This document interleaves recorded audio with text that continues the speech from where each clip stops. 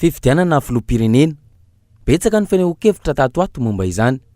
Ao ny milaza fa latsaka angaterena ny firenena ka tokony aroso izany. Nisy ny nanambara fa ny taona 2022 ihany no tokony anatanterahana izany.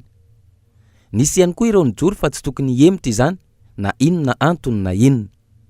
Ho an'ny fiarahamonim-pirenena kosa indray, ny fanatsarana ny tontolon'ny fifidianana no imasona izy ireo.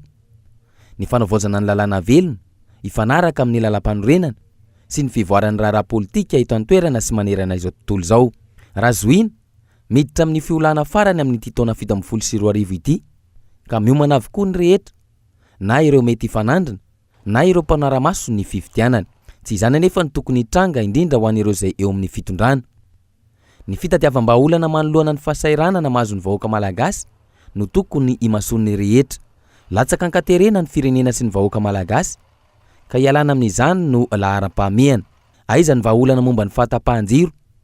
Namboarina ve ny lalam-pirenena maro? Ny lalana eny anivon'ny faritany sy ny faritra?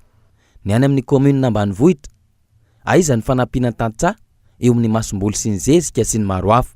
Variana amin'ny kajikajy politika ny mpitondra ka tsy tanteraka ny andraikitra izay napetraka taminy.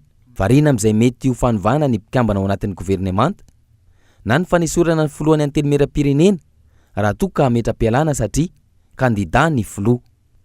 Ny fampiasana ny fitaovam-panjakana manomboka izao ho fanatsarana endrika eo anoloan'ny mpifidy sy ny maro hafa. Tsy lazaina intsony ny fifidianana olona na solombavambahoaka na mpanao politika anohana manoloana ny fifidianana manaraka. Tsy izay ny andrasan'ny vahoaka malagasy, na dia kely aza sisa dia hiditra amin'ny fotoam-pifidianana ny Madagasikara.